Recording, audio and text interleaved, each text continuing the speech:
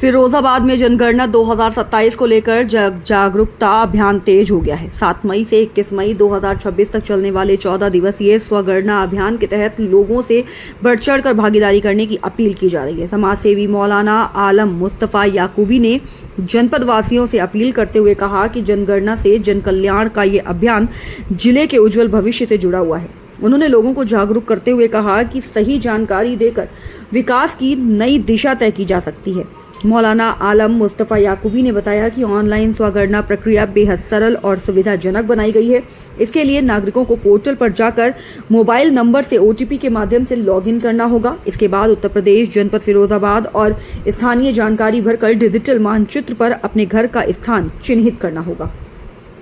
परिवार और मकान से जुड़ी जानकारी भरने के बाद एक विशेष SEID जारी होगा, जिसे सुरक्षित रखना जरूरी है। उन्होंने कहा कि जब जनगणना अधिकारी घर पहुंचे तो लोग उनका सम्मान करें और पूरी जानकारी देकर सहयोग करें। इस अभियान का उद्देश्य जन भागीदारी बढ़ाकर विकास योजनाओं को मजबूत बनाना है। अंत में उन्होंने नारा दिया, चलो निभाएं अपनी जिम्मेदारी, करें जनगणना में भागीदारी। देखिए, हमें तमाम ज़िला बाशिंदगान से ये अपील करना है, क्योंकि आज जुमा भी है। हम तमाम आइम्मा से और तमाम लोगों से ये अपील करते हैं कि 7 से 21 तारीख़ तक ये सेल्फ़ एनुमरेशन शुरू हो रहा है, यानी मकानों का सूचीकरण, हाउस लिस्टिंग। इसमें ये जनगणना 2026 हो रही है। इससे पहले 2011 में ये जनगणना हुई थी। इस सिलसिले में किसी तरह का कोई भ्रम ना हो, इसलिए ये ख़ास तौर से प्रेस वार्ता रखकर लोगों से अपील की जा रही है कि लोग जागरूक हों। इस जनगणना में किसी भी तरह का अभी कोई कागज़ नहीं देना है, ना कोई अपलोड करना है। ये पहली जनगणना ऐसी हो रही है जिसमें जो डिजिटल है।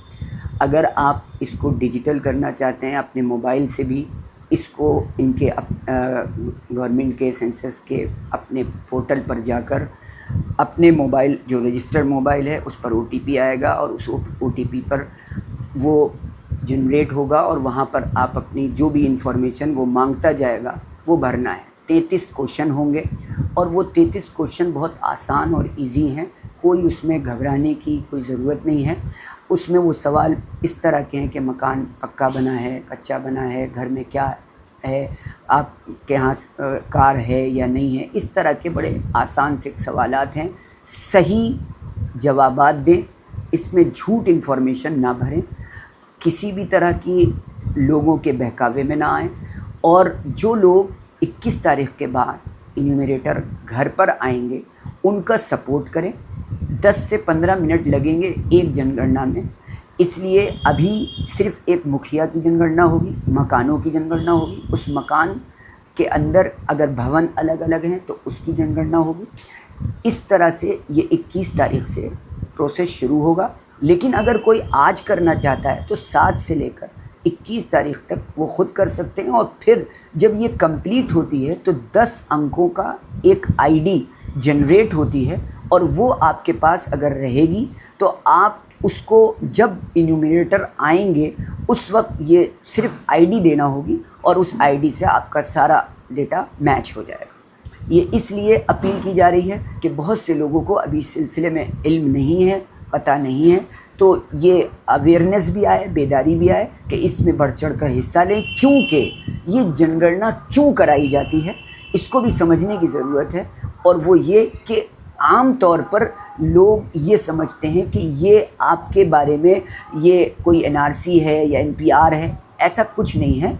ये सिर्फ आगे आने वाले सालों में योजनाएं बनाई जाती हैं गवर्नमेंट की तरफ से कि क्या शिक्षा के क्षेत्र में, क्या स्वास्थ्य के क्षेत्र में हमें किस तरह की योजना की ज़रूरत है, किस तरह हमें डेवलपमेंट करना है, आपकी कैटेगरी क्या है, हमारे मुल्क में रहने वाले लोगों की कैटेगरी, किस कैटेगरी के लोग हैं, उनको सामने रखकर योजनाएं बनाई जाती हैं जिससे डेवलपमेंट होता है, विकास होता है।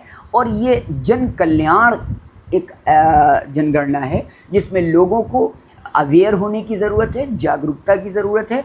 इसीलिए आज इस आपके माध्यम से ये अपील की जा रही है, इसमें बढ़ चढ़ कर हिस्सा लें।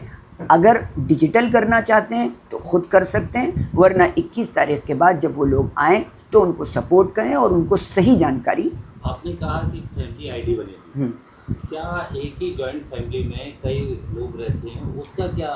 अभी जो मकान सूचीकरण हो रहा है, हाउस लिस्टिंग हो रही है, उसमें एक आदमी की ही होगी, जिससे उनका मकान और भवन क्लियर हो जाएगा। जब बाद में एक एक पर्सन की जनगणना होगी तब वो उनकी डिटेल भरी जाएगी। इसमें जब वो सेकंड चरण आएगा तो उसमें इस बात का ख्याल रखें कि ज़बान में आप उर्दू और मज़हब में इस्लाम लिखें।